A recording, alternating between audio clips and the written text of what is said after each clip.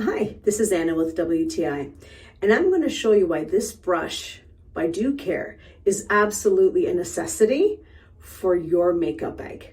So as you can see, the brush is very, very blingy. It's very bougie for those that like a little extra sparkle. It has large, soft synthetic bristles or hair. Then that makes it easier because it won't shed.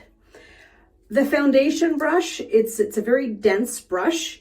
You can either dip it onto a palette or you can do it how I do it, which is just pump the foundation right onto the brush. And because of the density of the brush, it really gives you great coverage and application. Now the contour brush, it's cut at an angle that fits the contour angle of your face. It's a very fluffy brush which helps with product placement.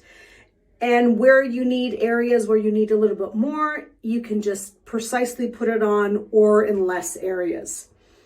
This brush is so versatile that it can actually also be used with different products like cream blush and powder blush. You just have to use the corresponding ends.